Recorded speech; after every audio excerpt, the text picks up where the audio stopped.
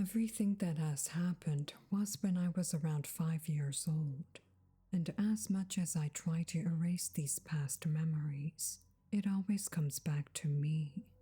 Sometimes in my sleep, sometimes in nightmares, and sometimes just out of nowhere.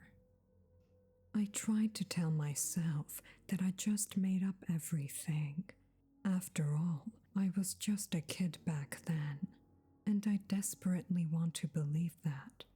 I want to say that my mind just made it up, that she was just being sick. But I can't. No, the more I look at this, the more I realize that there was something more behind it. Something darker that makes nights and my sleep extremely difficult, even today. And the worst part is the fact that she might be still out there somewhere. My name is, well, just call me Aiden. In my very young age, I lived with my mother in an old 2-floor house that was probably older than herself. It was isolated from distant civilization, you could say. Never really had friends I could play with, and our closest neighbors were a few miles away from us as well, at a nearby city where my mom used to work. My mom, I don't want to use her real name, so let's just call her Josephine, was taking care of me all by herself. I never exactly knew my father. My mom always told me that when I was very, very little, he took a job in another country and he doesn't have much time to visit us. But later, I figured that he just simply left us, leaving my mother to take care of me, the house, and our cat named Strife. Maybe a weird name. Yeah, I know. But honestly, I couldn't mind, since he was the only friend I had around here. Especially when my mom was working when I grew slightly older.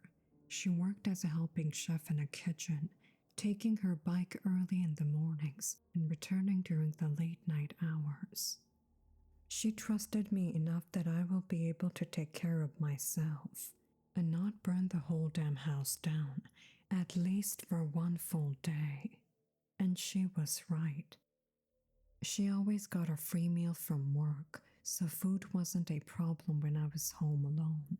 And I always listened to her when she told me that I can play outside, but not too far from the house. And promised her that if anything happens, I will call her. And of course, what every mother would tell their children, not going out after dark. So yeah, sometimes it was just me and Strife being on our own. I wouldn't say I had a perfect childhood, but it's not like I had a choice anyway in that matter. Mostly I just stayed inside playing with toys, drawing or playing games on my mom's used phone, and outside always playing with my cat.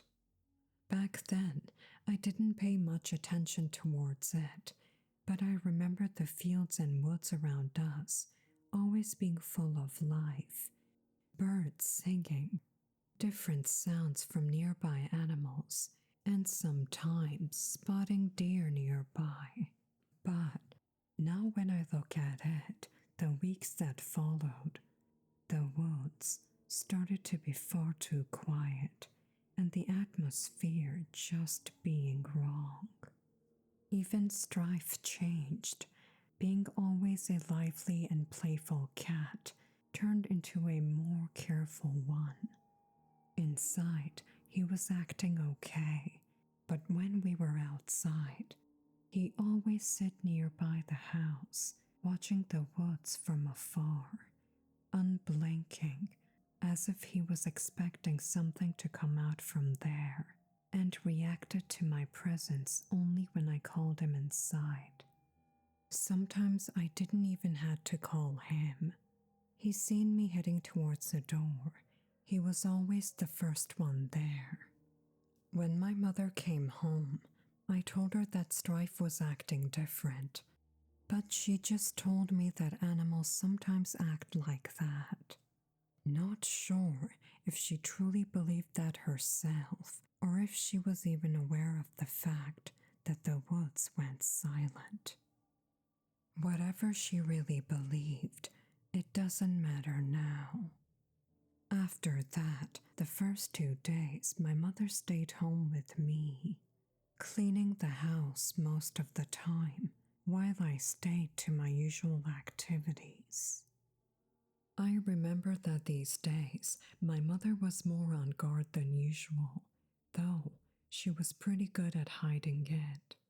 Just like Strife, she used to stare outside from the window towards the fields and the woods, even for minutes without saying anything.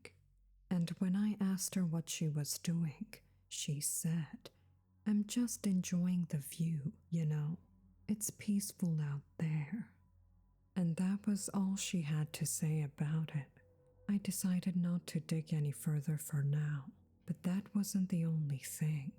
I never had to lock my bedroom door when going to sleep, unless my mom was gone. But that night, when I was going to sleep, she told me to lock them, and if anything happens, then I will go to her room. What could happen? I asked myself that time, but I simply nodded. She told me good night, giving me a light kiss on my cheek, and turned the lights off, leaving the room. Strife was lying next to me. He always did, and none of us mind that. I tried to sleep, but I just couldn't. These words were playing in my head over and over again. I tried to figure out what did she exactly mean by it, but as much as I tried, I just couldn't figure it out. But at least I was finally getting sleepy. And well, I think I fell asleep because I woke up maybe a few hours later. Why? I do not know. I rubbed my eyes and weakly sat up, trying to adjust to the darkness. The small shine of moonlight was the only source I had at the moment, before I turned my lamp on my night table.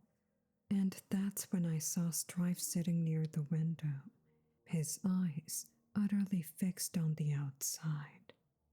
It confused me, and I whispered his name, but his ears only twitched slightly, catching the sound, but still keeping his gaze outside. I pulled the blanket away and stepped towards the window. Strife didn't bother to even turn around. I checked outside too, and as far as I remember, I couldn't see shit the first minute. The outside world was as expected, too quiet. Wind just stopped, and sounds of crickets as if they never existed. Me and Strife stared and stared, but I'm pretty sure that he was seeing something that I didn't. And soon enough, I was right.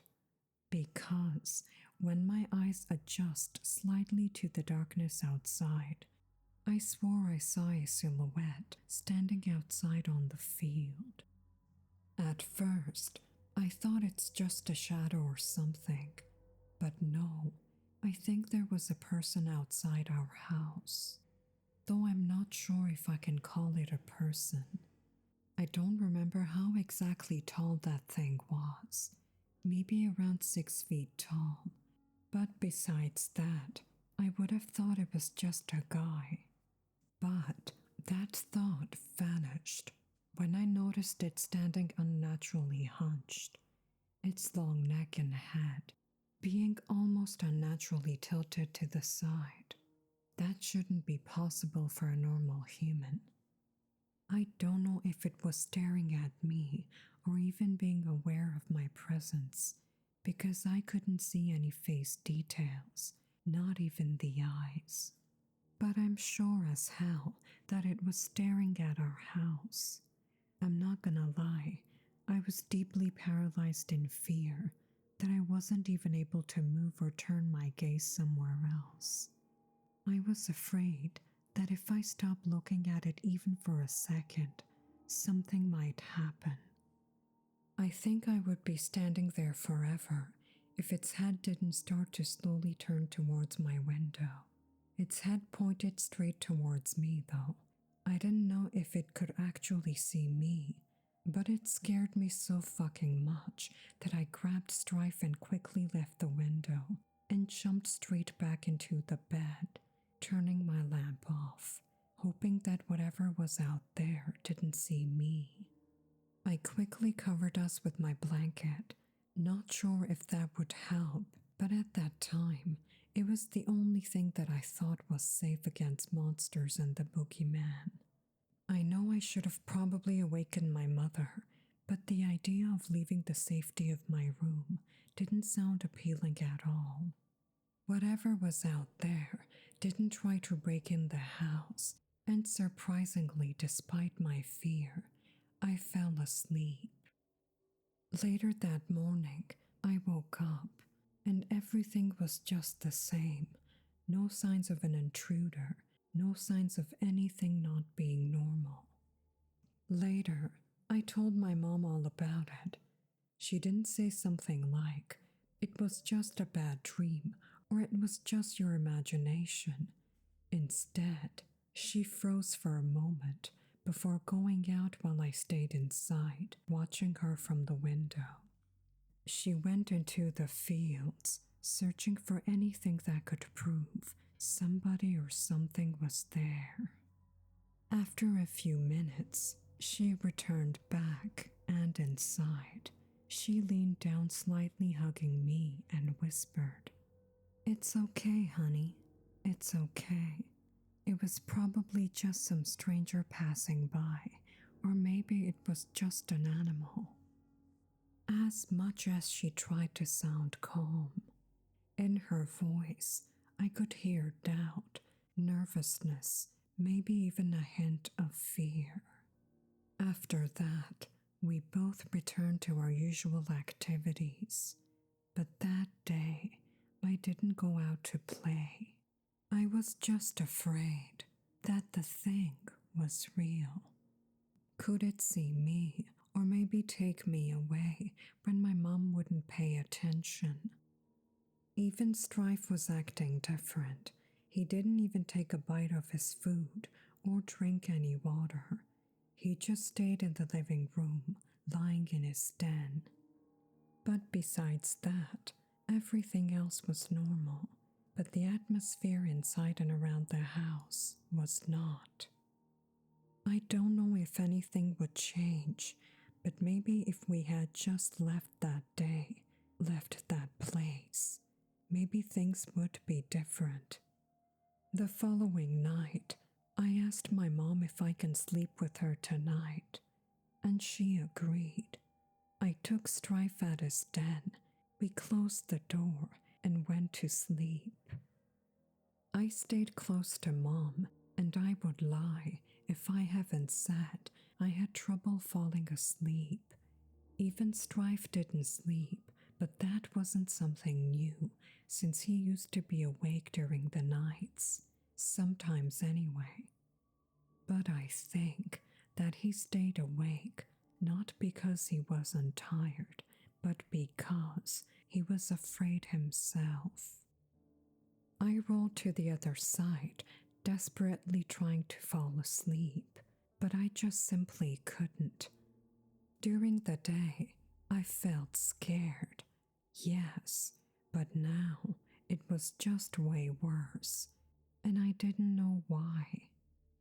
Don't know about my mom, but she slept peacefully, breath slow and steady. Honestly, I was surprised she could sleep so calmly, despite the fact she was nervous the whole day. Well, later, I really did manage to fall asleep, and my dreams weren't really shiny. In my dreams, I walked at the vast dark fields. It almost looked like ours. but our house wasn't there, and the woods have been gone as well. At first, I was there alone, with nothing. No life, no wind, no purpose.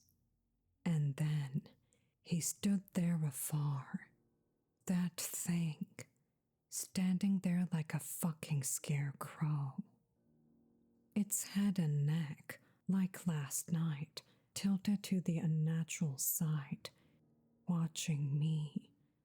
But despite not being that dark, I still couldn't see any face details. It was just all black. I remember the air getting extremely cold. So cold that I felt like I was standing naked during winter.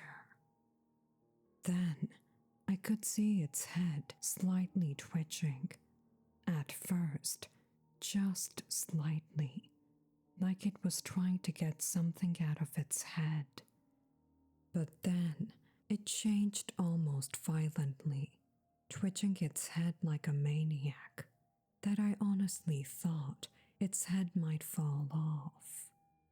And when I thought things couldn't get less twisted, it charged at me, covering distance between us in inhuman speed, its head still twitching, and its running was as if it forgot how to move right. I didn't have time to react, and I basically froze in place before it closed the distance between us, and then I just woke up. My breath was fast and heavy, my brow sweaty, and my hands shaking in fear. I look around, but it was too dark for me to see anything. I extended my hand forward, trying to touch and wake my mom up. But when my hand reached the place where I should have felt my mom's shoulder, I felt the mattress's warmth. She wasn't there. That confused and scared me as well, until my gaze fell onto the open door leading to the dark hall. I thought maybe she went to the bathroom or something, but why wouldn't she turn the lights on? I called out to my mom, but I got no answer. I tried again, but no answer was coming back to me.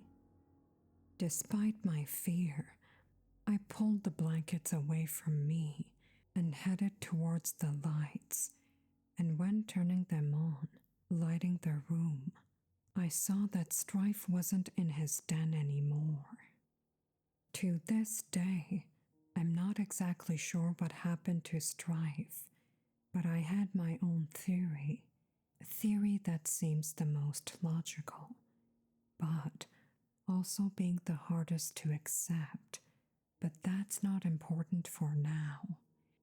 After that, I slowly entered the dark hallway, turning the lights on as well, but saw nothing crazy. But I could feel getting goosebumps as my skin was hit with the cold air. It was strange at that moment. We never usually had this much cold inside our house, even during the most cruel winters.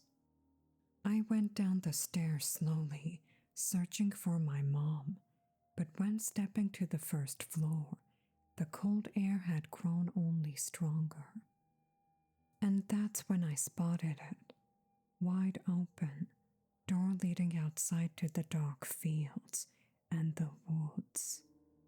That's when I realized this is the reason why the house was so goddamn cold. But still, where was my mom?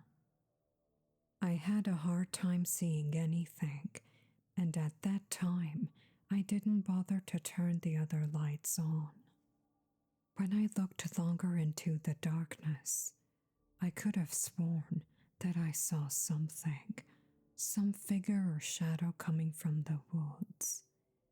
Don't ask me how I managed to see that, because I don't know either.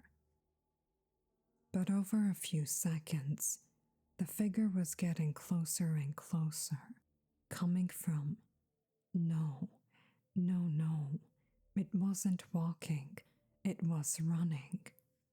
Straight towards our house, but its movements, its neck and head, God, it fucking looked like that thing I saw in my dreams and yesterday. But this time, it got longer hair just like my mother. Maybe I would almost charge towards her if she didn't move like that thing. And she was getting closer and closer. I didn't know what to do, but adrenaline kicked through my body, and in terror, I slammed the door shut and locked it. I didn't look out from the window or anything. I just quickly ran upstairs, tripping over my feet every time I stood up. I managed to run to my room, closing the door and locking it, then quickly jumping into bed and cover myself with my blanket. I cried silently, shaking violently, holding onto the blanket with dear life. Then it came, a sound of breaking a window, as if something big jumped through it inside. I closed my eyes, trying to hold back the tears, but they snapped open instantly, as I could hear it crawling upstairs. It didn't even try to stay quiet. When it reached upstairs, it stopped, but not for long, as a pair of fast, heavy footsteps echoed throughout the whole house before it violently slammed itself into my door with a crack. I don't know whatever that sound came from, the door or maybe from her. For a moment, everything stopped before it started to slam and hit the door over and over again, aggressively, like a wild animal. I lied there still covered under the blanket, trying to hold down screams as much as possible. Each slam made me jump slightly, and I didn't know if the doors will handle the assault.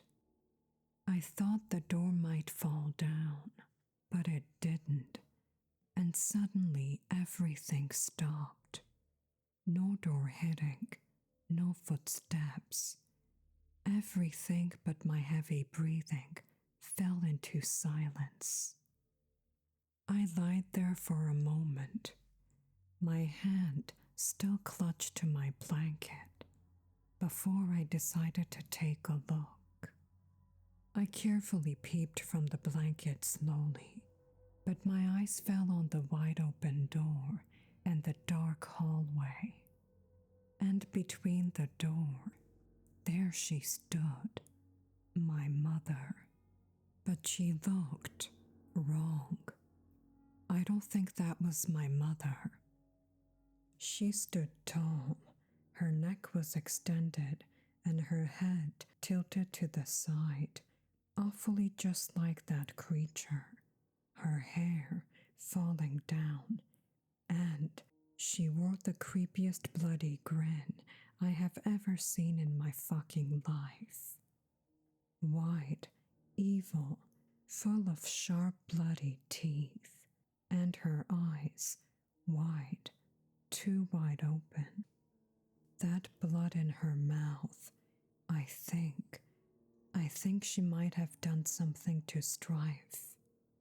I quickly hid back under the blanket, but I was sure my mom, or that thing pretending to be my mother, has seen me. My heart was racing so fast that I thought it might shoot out of my chest. And that time, I couldn't handle the sheer terror anymore, and I started to cry silently, holding my blanket even more tightly while having my eyes closed, hoping that this is only a nightmare I would soon wake up from. Then I felt her hand slowly brushing against my blanket before her hand made contact with my hair. But it wasn't trying to calm me down, no.